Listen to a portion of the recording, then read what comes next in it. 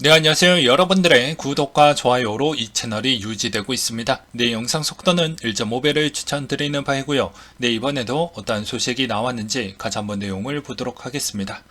네, 이번에 이더리움 머지 업데이트가 완료가 됐죠. 그렇기 때문에 해당의 변화가 있었던 포인트 하나만 먼저 설명을 하고 그 이후에 또 다른 이슈가 나오게 되면 또 다뤄드리도록 하겠습니다. 일단 이더리움 클래식에 관련된 내용을 한번 먼저 보고 넘어가려고 하는데요. 최근에 이더리움 클래식의 분위기가 좀 많은 급락을 보여주고 있습니다. 한때 장중에 7% 넘게 떨어졌던 부분도 없지 않아 있기 때문에 이게 어떠한 이슈가 있는지 한번 곰곰이 한번 찾아보았는데요. 아무래도 개인적으로 과거에 분석을 해놨던 대로 어, 기존의 채산성, 이 해시레이트 솔링 현상에 따른 채산성에 따른 문제점 때문에 아무래도 쇼패팅이 좀 더 가중이 생긴 거 아니냐라고 볼 수가 있게 되겠습니다. 해시레이트의 공격 51% 대상 노출 부분도 이더리움 클래식 재단에서 어느 정도 이걸 알고 있기 때문에 지금 계속 연구를 하고 있다라는 내용을 최근에도 또 그 해당 리포트를 또 본 게 있기 때문에 이 점은 좀 문제점이라고 보기에는 어려울 것 같고요. 그렇다라고 하면 채산성이 어느 정도까지 해시레이트가 올라왔길래 그런 이야기를 했냐 라고 또 물어보실 수 있을 것 같아가지고 보게 되면 요 추석 이후부터 조금 올라오기 시작을 했거든요. 여기서 탄력을 한 번 더 받겠거니 라고 생각이 들어가지고 한번 봤는데 이번에 한 76까지 올라왔습니다. 그래서 보게 되면 과거에 분석해놨던 커뮤니티 내용 글을 그냥 인용을 해서 설명을 드린다고 하면 여기에서도 보게 되면 이더리움 전체 해시가 988인데 이더리움 클래식이 26, 근데 지금 75까지 올라갔죠. 근데 여기에서도 보게 되면 대략적으로 저때 수치가 기준으로 했었을 때 36배가 차이는 난다라고 합니다. 근데 여기에서 하루에 이클이 채굴되는 게 2만 개 정도가 된다고 하는데요. 해시가 25%, 이더리움 해시의 25%만 넘어가도 250테라 정도가 될 텐데 이게 이클만 넘어온다고 해도 채산성이 10분의 1이 나온다. 물론 이게 극단적인 예시일 수는 있습니다. 그때 당시에도 그렇게 이야기를 했는데 실질적으로 이제 머지 업데이트 되고 나서 진짜로 어느 정도 때까지 해시가 올라가서 멈출 것이냐가 정말 중요해진 부분이 될 것 같고요. 이렇게 되었을 경우에는 아무래도 이더의 POW 코인에게도 또 다른 기회가 형성이 되지 않을까라고도 볼 수도 있게 되겠죠. 최근에 또 커뮤니티에서 이야기가 많이 나오고 있는 레인분도 같이 한번 보고 넘어가도록 하겠습니다. 레인분도 마찬가지로 급격하게 올라가고 있다는 걸 볼 수가 있게 되겠는데요. 이것으로 알 수 있는 점은 여전히 이더리움 머지 업데이트 이후에 어떻게 보면 채굴 회사들에 따른 채굴의 변화 폭이 다변화 전략으로 좀 가져가고 있구나. 한쪽의 쏠림 현상으로 보기에는 좀 어려울 것 같고 다변화 전략으로 채굴을 해서 최대한 수익화에 따른 개선 조건을 좀 가져가야 되겠다라는 게 너무 눈에 띄었다라고 보시는 게 맞을 것 같습니다. 최근에 레이브 나오고 이더리움 클래식이 그나마 좀 채선성이 괜찮다라는 건 과거에도 좀 있기는 했었거든요. 그렇기 때문에 그런 영향성으로 이번에 좀 일시적으로 조정이 좀 나오는 것 같다. 근데 이게 일시적인지 아닌지는 앞으로 해시 레이트가 어느 위치에 있을 것이냐에 따라서 조금은 달라질 것 같습니다. 왜냐하면 선물에 따른 반응이 오히려 안 좋은 방향 쪽으로 나오기 때문에 채굴 회사들이 채굴을 해서 그 코인을 마구잡이로 판다라고 생각하는 건 너무 극단적일 것 같고요. 오히려 선물이 반응하는 조건으로 인해서 좀 영향을 크게 받을 것으로 보여지기 때문입니다. 네. 그 다음으로 시향하고 코인 이슈 전달해 드리도록 하겠는데요. 보게 되면 달러 인덱스 추이는 109.65를 기록을 했다라고 하는데요. 8월의 CPI 결과에 대한 물가 우려가 지속되는 가운데 PPI 7월 대비 상승폭이 축소가 되었습니다. 그것으로 인해서 일부 진정이 됐는데요. 진정됐다라고 보기에는 좀 어려운 부분 중에 하나가 반등이 거의 0.1% 정도밖에 안 나왔기 때문에 그렇다는 것과, 오히려 비트코인은 이제 머지 업데이트에 따른 이더리움 효과로 인해서 약간의 좀 힘이 같이 반등이 나오진 못했다 라고 보는 게 바람직할 것 같습니다. 금 가격에 따른 온스당 1696달러 선으로 마감을 보여주었다고 하는데요. 연준의 긴축 강화 우려와 금 가격에 하락하며 그 영향성으로 인해서 금 가격이 앞으로도 더 원자재 쪽이 좀 더 둔화되는 거 아니냐 라고 볼 수가 있는데, 아마 올해 하반기 때까지는 계속해서 이런 지속성이 좀 보여줄 것으로 저는 생각이 들고요. 유가가 배럴당 88.48달러 선으로 마감을 보여주었다고 하는데요. IEA가 올해 수요 증가율 전망치를 하향 조정했음에도 불구하고 배럴당 80달러 아래 수준에서 미국의 전략 비축료 재충전이 이루어질 수 있다는 소식에 강세를 보여주었다는 것과, 그럼에도 불구하고도 재고 예상치가 생각보다 증가를 했다라는 점으로 인해서 이제 경기 침체가 오는 거 아니냐, 이런 두 가지 부분에 따른 스탠스가 같이 동시에 발동이 되면서 지금의 유가가 영향을 좀 받고 있다 정도로 보시면 될 것 같습니다. 최근에 이제 여러분들이 생각하는 게, 야, 지금 뭐 매수할 거냐 매도할 거냐 자꾸 고민이 많이 되시는 분들이 좀 많이 있을 것 같아요. 저의 생각은 그럽니다. 물가에 있는 게 되게 간단하게 끝날 수 있는 조건이 아닙니다. 여러분들이 생각했던 게. 왜냐면 이게 좀 복잡해요, 생각보다. 왜냐면 간단하게 이야기하면, 물가를 잡기 위해서 금리를 올리게 되면 말 그대로 실업률 추이가 좀 나오게 됩니다. 그러면 이게 실업률이 커지게 되면 또 보조금이라는 게 사회복지기금으로 들어가야 되는데, 그러면 또 통화량이 증가가 되고 다시 물가를, 사람이 한 번 더 이제 고통을 받았던 게 또 한 번 고통을 하면 약간 트라우마가 오잖아요. 그렇기 때문에 반대 세력에 있는 정치권에서 또 많은 푸시가 나올 것으로 보여지기 때문에 이게 쉽지가 않는다라는 것입니다. 그렇다고 해서 또 금리를 마구잡이로 또 올린다라고 했었을 때 기업들은 어느 정도 정가를 할 것입니다. 근데 생각보다 지금의 현상을 보게 되면 어떻다라고 했죠? 과거에 코로나라는 게 있었잖아요. 그냥 일반적인 형태라면 좀 상관이 없겠지만, 코로나로 보조금이 생각보다 축적량이 생각보다 많이 나와져 있습니다. 그러다 보니까 존보가 가능하다라는 거죠. 그래서 생각보다 인플레가 빨리 내려오기에는 어렵습니다, 지금 현 상황이. 그러면 인플레를 약간 좀 더 둔화시키기 위해서는 강제적으로 금리를 빨리 올려서 실업률을 좀 만들어 보겠다라는 취지가 있는데, 기업들은 지금 어떻게 보면 일반 거기에 있는 국민들 좀 존버가 가능해요. 근데 기업들에게 보조금이 약간은 케이스 바이 케이스로 좀 들어갔기 때문에 오히려 기업들이 조금은 현금 흐름도가 준비가 안 되어져 있는 상태에서 뒤통수를 맞았기 때문에, 여기에서 기업들이 이제 살아남기 위해서 정가를 하고 있습니다. 정가를 하는데 축적량이 좀 되니까 계속해서 구매할 수 있을 만한 구매 능력이 있다라는 것이죠. 그러니 오히려 금리를 더 올리게 돼봤자 인플레를 더 자극하는 기이한 현상이 나오게 됩니다. 그렇기 때문에 금리에 있는 속도가 이것도 되게 아이러니하는 그런 상황이 온다. 그렇다라고 해서 이게 금리를 빨리 올린다라고 해서 이게 또 좋냐? 그건 또 아니거든요.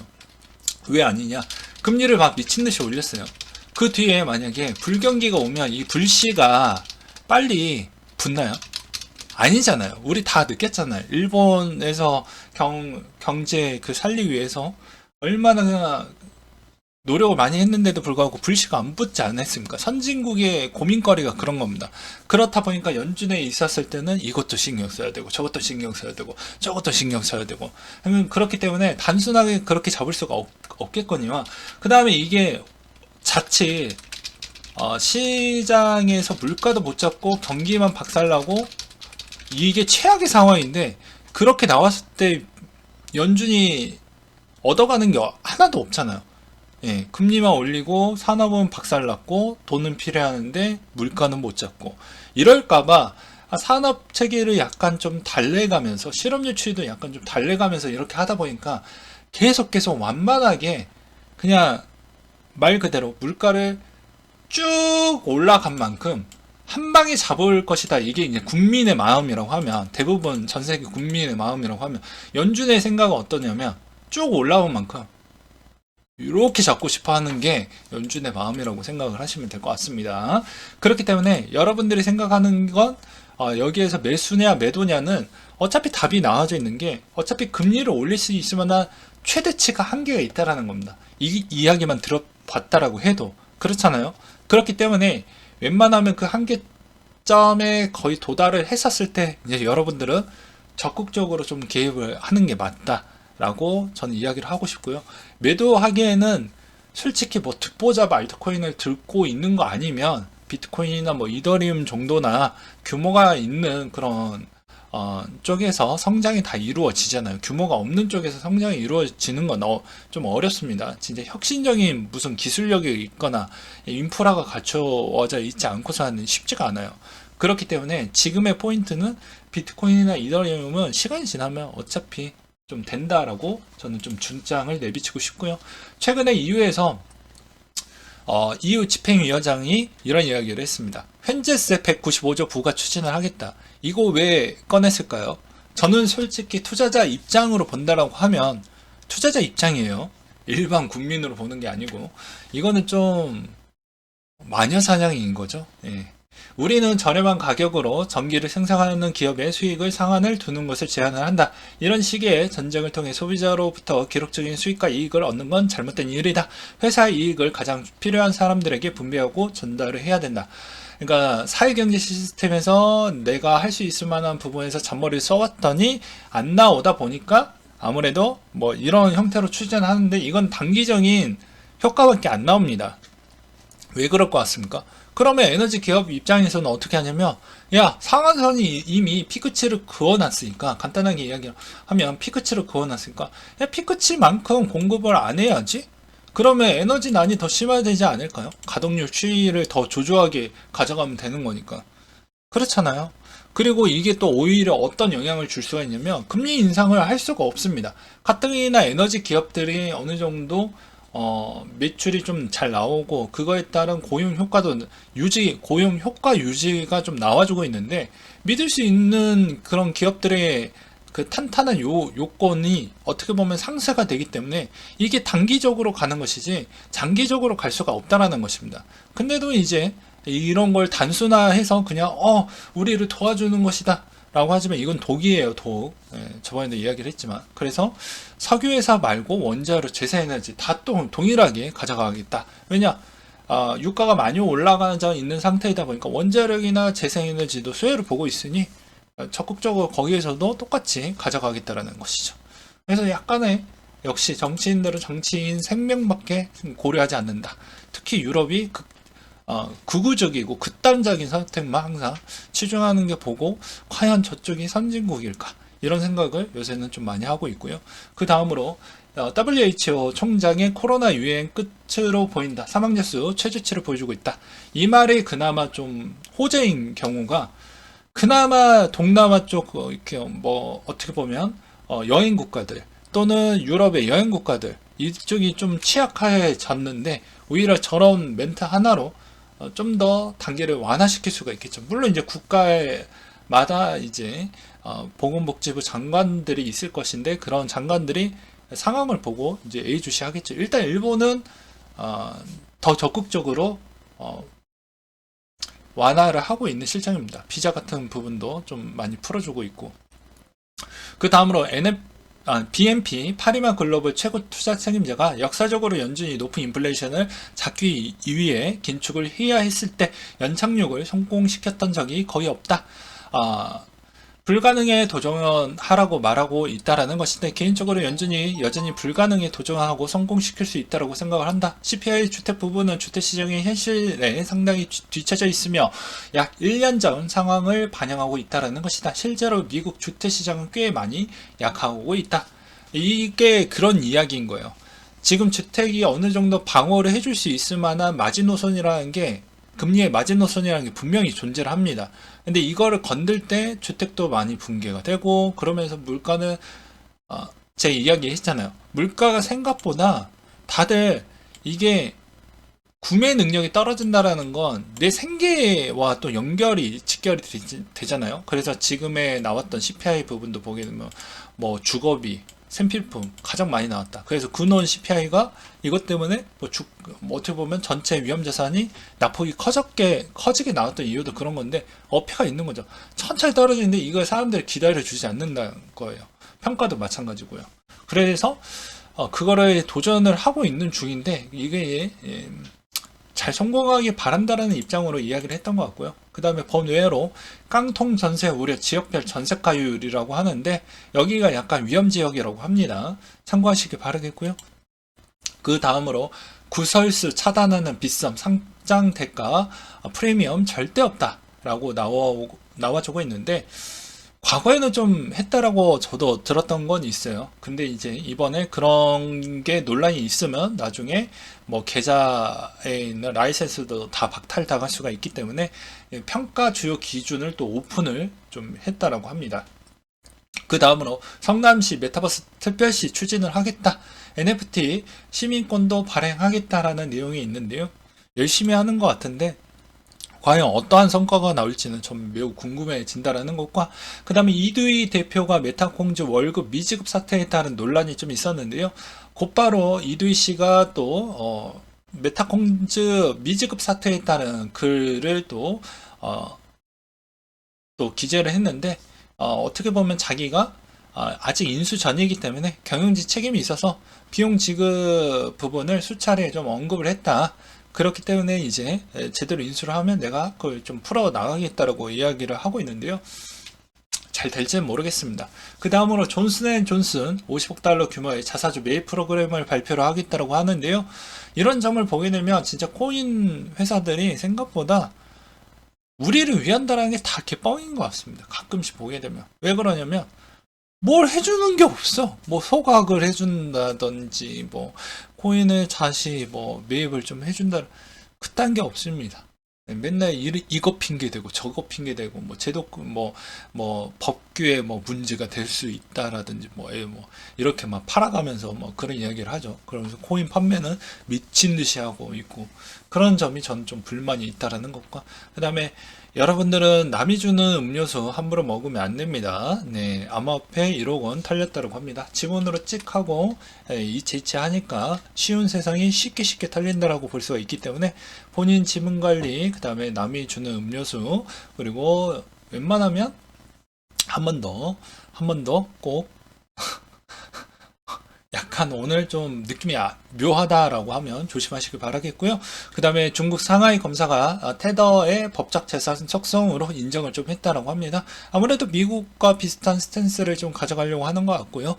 그 다음에 이제는 대부분 스테이블 코인의 테더나 USDC는 미 국채를 갖고 있는 뭐 부분이기 때문에 이게 뭐 그냥 아무런 가치가 없다 이렇게 보기에는 어렵죠. 왜냐하면 실제로 오프라인 은행에다가 지급준비금을 쌓아놓고 있기 때문에 이게 아예 없다라고 보기에는 가상이라고 본다라고 이야기하는 사람은 좀 어리석다라고 보는 게 맞겠죠. 그 다음에 주요 기업의 비트코인 1년 퍼포먼스를 보게 되면 비트코인이 꼴등이 아니라는 점이 좀 안도를 좀 가져갈 수가 있겠고요. 꼴등은 넷플릭스, 메타가 여전히 비트코인보다 밑에 있다.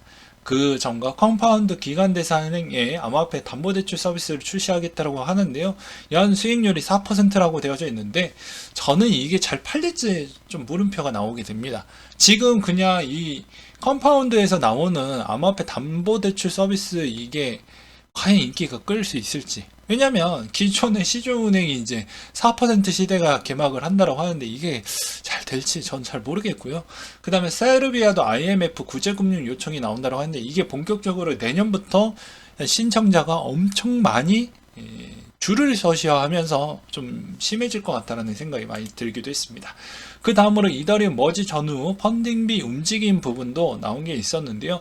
보게 되면 이벤트성으로 투기 획득 물량이 좀 많이 있었다 과거에. 그렇기 때문에 이 펀딩비를 좀 보고 판단을 하면 좀 도움이 많이 되었고, 또한 업데이트 이후 현물 시장에 매도 압박이 나온다면 가격이 빠르게 하락할 수도 있는데 숏 포지션 물량이 정리되고 펀딩비가 양수로 바뀌면 매우 강한 상승을 보일 수 있다는 점을 참고하셔라 라는 내용도 있기도 했습니다. 근데 뭐 이 말도 맞기도 하죠. 그 배경은 이더리움의 스테이킹 비중을 보게 되면 알 수가 있다라는 것인데요. 이 물량은 한동안 잠겨져 있는 물량입니다. 전체 유통량의 11%가 스테이킹이 되어져 있고, 물론 손실률이 되어져 있긴 하지만 단리로 4%대를 계속 받고 있기 때문에 괜찮다라고 저는 생각을 하고 있습니다. 네, 마지막으로는 너는 알트코인을 언제 살 거냐? 계속 비트코인만 살 거냐? 이런 구독자님이 또 댓글을 또 남겨주셔서 그 멘트 또 드리고 마무리를 지어보도록 할게요. 이더리움 머지 업데이트 끝나고 9월 달에 금리 인상에 따른 언급 FMC가 지나고 나서 이제부터는 알트코인을 좀 매입할 생각을 갖고 있습니다. 어차피 저는 좀 제가 보고 있는 게 딱 정해져 있기 때문에 그 시점이 되면 또 알려드리도록 하겠고요. 지금의 이더리움 머지 사태로 인해서 영향을 많이 받을 수밖에 없는 그런 특정적인 코인이 있는데, 이더리움과 관련된 코인들은 다 조정을 받고 있는 실정이다 라고 보는 게 맞을 것 같습니다. 레이어 1이 되겠고요, POW 코인이 되겠고요, 그 다음에 레이어 2 코인도 마찬가지로 받겠죠. 그래서 전체적인 ERC20 코인들도 마찬가지로 좀 조정이 나올 수밖에 없는 실정이다. 그렇기 때문에 이번에 호재 부분이 이제 소멸이 되면 일시적으로 조정이 나오는 건 당연시 하기 때문에 이런 점도 참고하시길 바라겠습니다. 네, 이상으로 마치도록 하겠습니다.